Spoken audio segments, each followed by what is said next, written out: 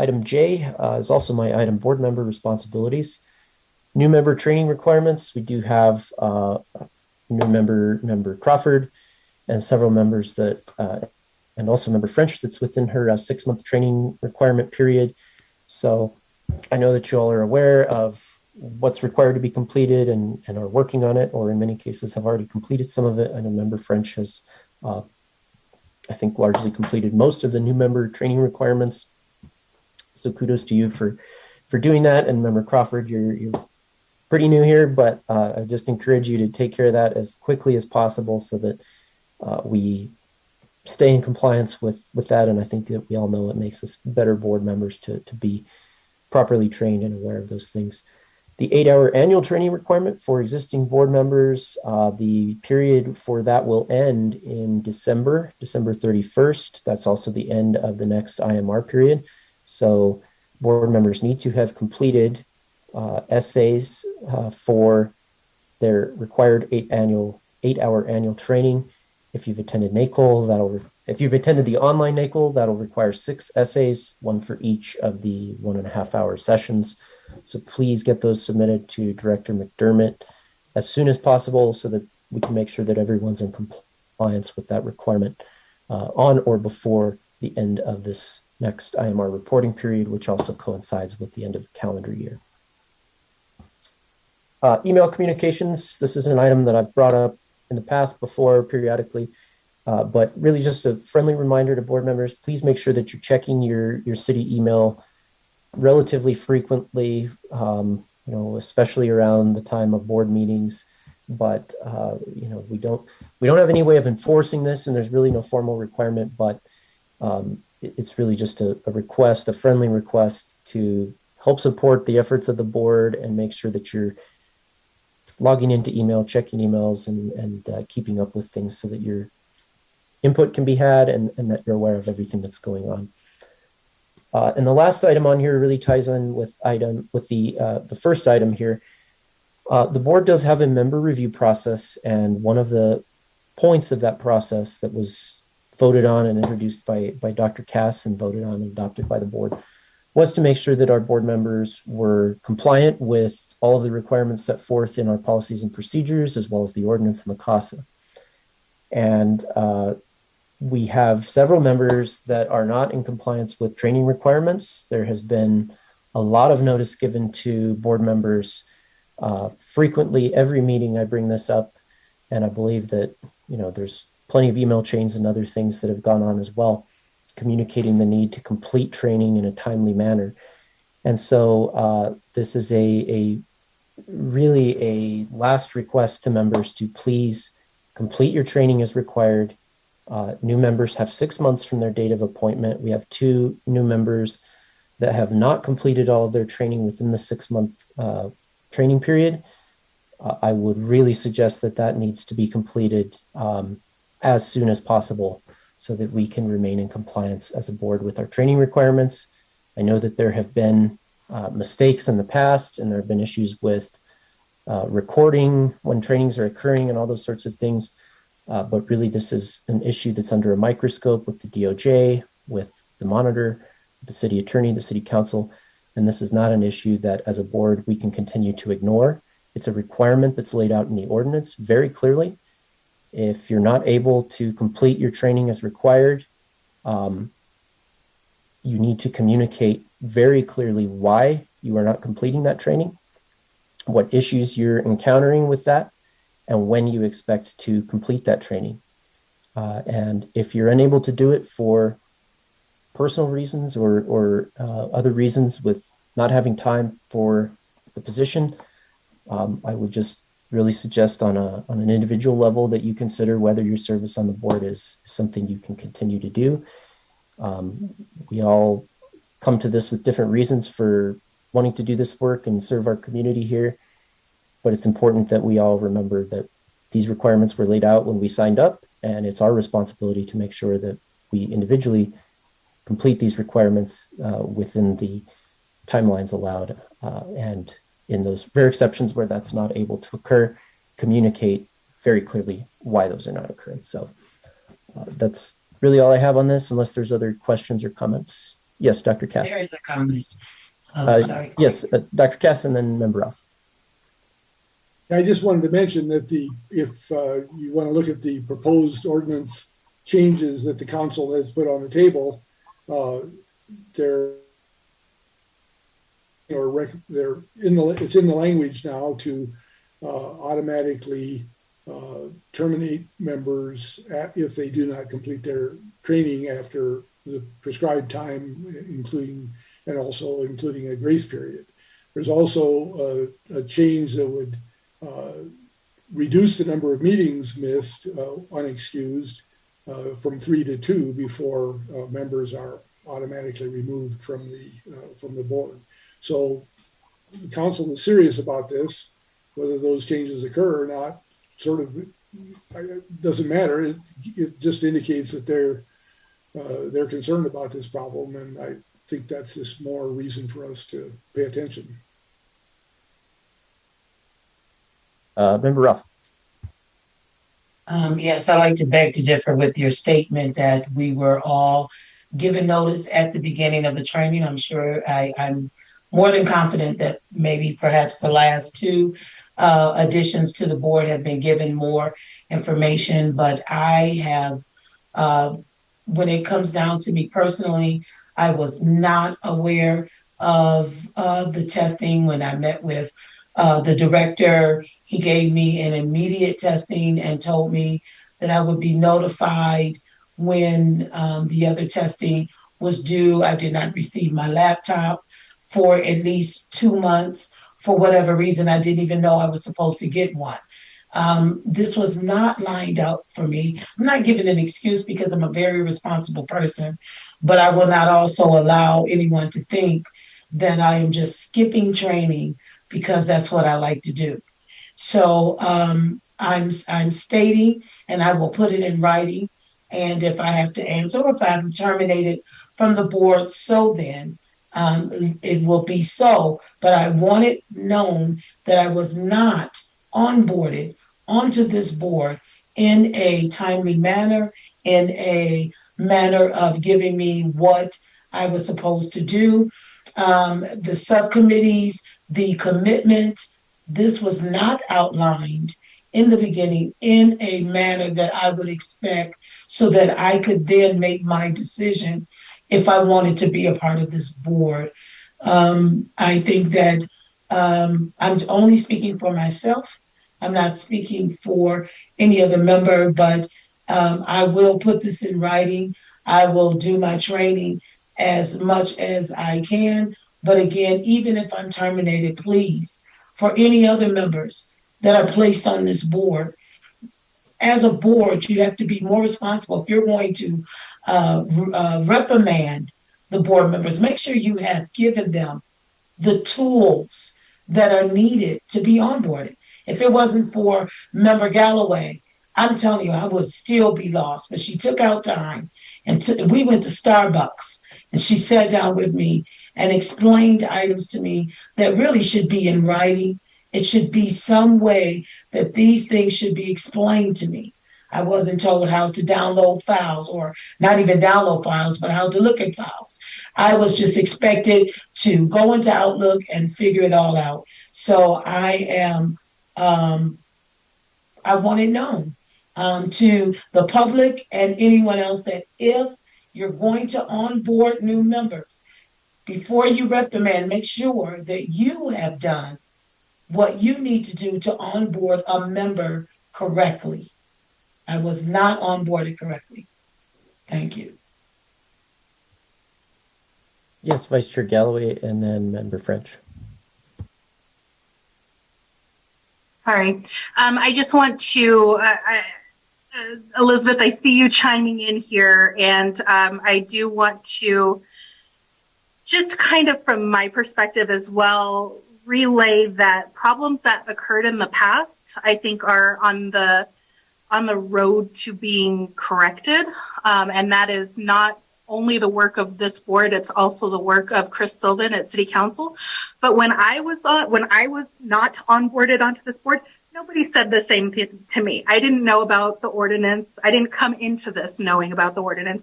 I didn't come into this knowing about the CASA. I didn't come into this knowing about case review.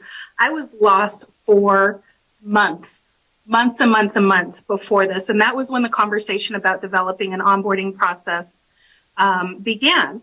Unfortunately, the opportunities that we've had to be able to onboard and practice an onboarding process have been few and far between over the last 3 years.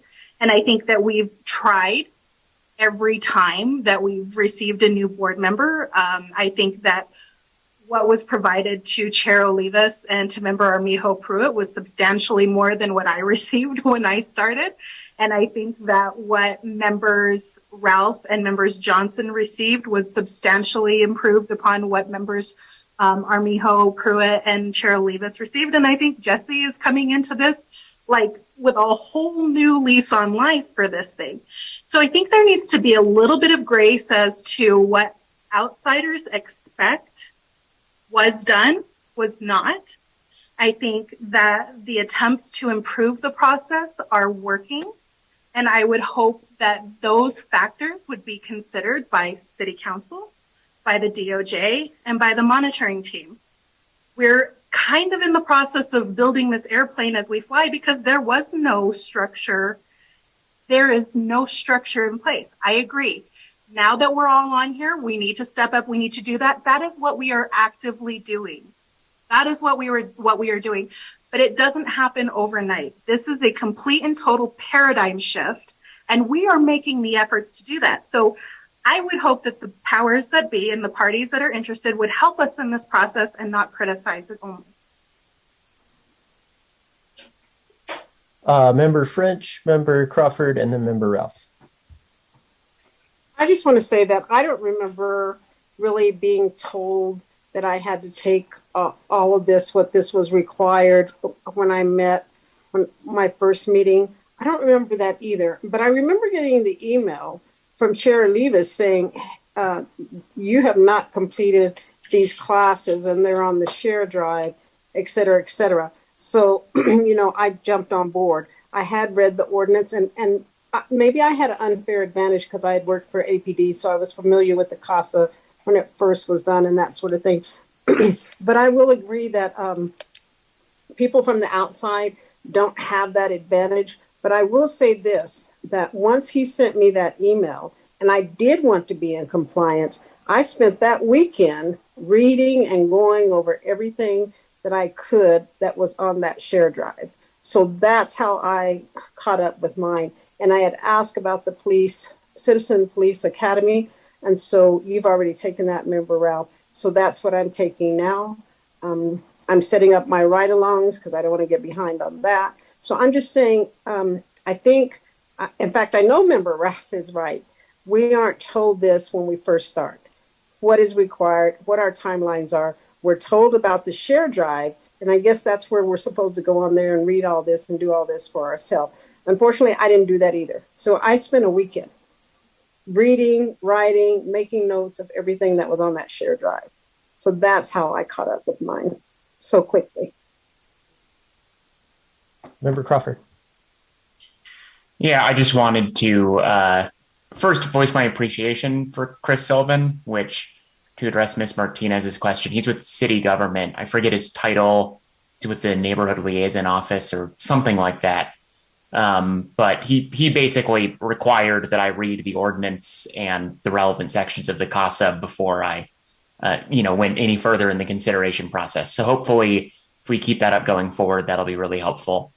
I did still feel like there is not a lot of good material that's available to applicants early in the process. So there might just be an opportunity there. This might fit with what Vice Chair Galloway has been working on, to prepare something from the board that will be available to prospective applicants, just to explain things in a little more depth, because it's difficult to piece together right now, as I think everyone has noticed what exactly the requirements are, and especially what the process is for some of them.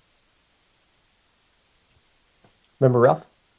Jesse? To address Ms. This Martinez. is Elizabeth Martinez. Respectfully. And I have been I was speaking.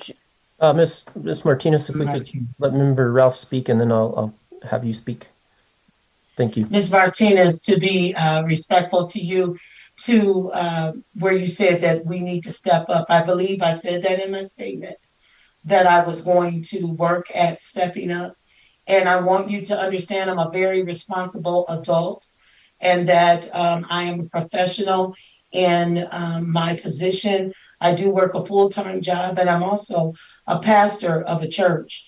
And I came on this committee, and I actually put in an application for this board years ago. But I served on the CPC, which probably messed me up because I did not have to do this type of training to be on the CPC. When I came on, maybe it was my personality, maybe it was my smile, but I was not even told that I had to read the CASA before I came on. So I want you to know that I want you to realize that I did say that before you wrote it, that I will step up and that I will do the training that is necessary to, I'll try my best to catch up and have it done in time, as Chair Olivia's, I'm sorry, gave for our annual training. Yes, Miss Martinez. Yes. Jesse Elizabeth Martinez from DOJ. I have been a part of this process from before the time there was a CASA, from 2011. So yes, I know Chris Sylvan. I've known Chris Sylvan for years. I have been a part of this process from the time parents with sons and brothers and other relatives came forward to the U.S. Attorney's Office and asked for DOJ to initiate an investigation into officer-involved shootings and into uses of force by APD. And I was part of getting the Department of Justice to initiate a pattern or practice investigation. So I am very familiar with this process.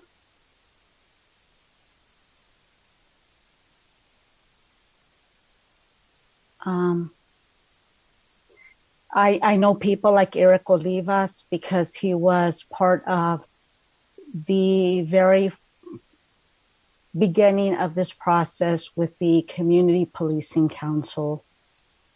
I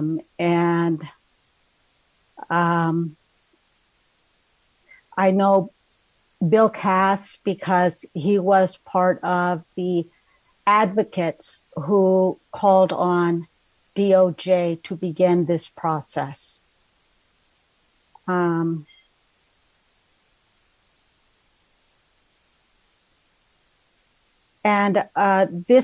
This is a very important agency to me and to this community. And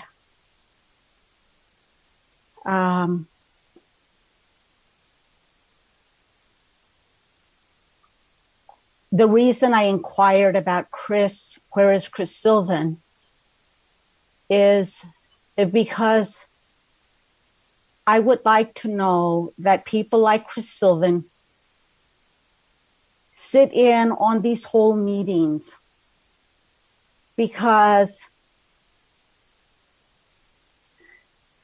11, 12 years later, I sit in on all of these meetings throughout the entire meetings because that's how important they are to me. I don't just sit in and listen or for my part of the report I sit and listen to the entire meeting because it's important to the Department of Justice and it's important to the Albuquerque community.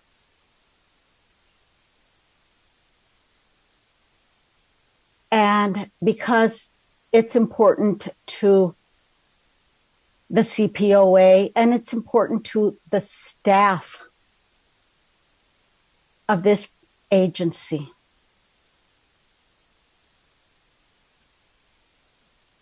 That's why I asked, where is Chris Sylvan? I appreciate that Chris onboarded you in the way that he did, because it appears that other people on this board have not been onboarded in the same way. And that's a shame. And I hope that going forward, that doesn't happen. Because we shouldn't have board members coming onto this board not knowing what their basic responsibilities are, not knowing what the requirements are under the consent decree, not knowing what the requirements are under the ordinance. This is a critically important board. And we've heard it repeatedly that this is perhaps one of the most important boards for the city government. And that's why month after month, more than 10 years later, I sit in on every single one of these meetings if I possibly can, and I sit in for the entire meeting. And so I thank all of you because you do such important work. And I appreciate you all so very, very much. Thank you. Thank you very much, Ms. Martinez. Really appreciate your words there. And I really don't know how to follow that, but I think that going back to what Vice Chair Galloway said is, and some of what Ms. Martinez said here is, we've got to get a better process here. I think that we're getting closer. Things are hopefully getting better.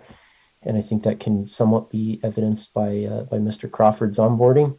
One of the things that I would say to Member Ralph and other members that may have not been aware of the requirements is one of the key places for that is the ordinance. And the fact that new members were not encouraged to read the ordinance when they were onboarded is a significant problem. And that's something that I think needs to be addressed before the process ever starts, because that's something that every member needs to understand, or every applicant needs to understand. Frankly, you shouldn't get to the point of being a member and then realize that you have these training requirements. So I really appreciate your commitment tonight, Member Ralph, to catching up on these things. I think that we all understand that there's a number of factors there that really disadvantage you in this situation, and I hope that the powers that be will recognize that and help move this along. And anything that we can do or that I can do personally to help you in that endeavor, please reach out and let us know. And certainly, I think one of the most valuable things that we can take from this is ways that we can improve this process and improve new member onboarding going forward, so that we don't have members in that position again, where they're not in compliance because of not being given the correct information or not being given access to information in a timely manner. And I don't want to make excuses for people, and I don't want to point blame. I think there's plenty of that to go around on all sides. But from this point forward, we just got to do better and get this training under control. And I think that we'll see what the future looks like as far as city council changes. As Dr. Cass brought up, there may be significant changes into how that works and how that's handled. But at this point, we've got to deal with what we know, and all we know right now is the ordinance that's on the books. So, yes, Vice Chair Galloway. And I do think that it's important, again, I said it last month, but we're in a whole new ball game, and I believe that is because of Chris Sylvan's dedication to improving this process. He has been a participant with the CPOA board meetings since for almost the entirety of my time on the board, previously as a CPC liaison, and then coming into city council staff and kind of taking over the reins of not even just the onboarding, right? We went years without getting new board members or getting a full board, and Chris fixed that lickety split. And the conversations that he and I continue to have about how to make this process better, not only for everybody on the outside, right? And getting new board members in here that know what to expect and what we're doing, as well as for the board member who's coming in so that they're not sinking from the very get-go. I think that the work that he is doing is to be commended, and I will probably go to my grave singing his praises for the work that he has done in fixing the problems that have been lingering for 4 years. 4 years this has been going on. So I just cannot say it enough. I think that we are making strides in the right direction. It is a very tense issue, but being a part of these conversations as much as I have been over the last 2 months, it is so discouraging to me to see us making the steps to improve and not have that recognized or, I don't know, just the constant looking back and not looking forward. And so I would encourage everybody to do that. Get on the train. Let's move this thing down the track.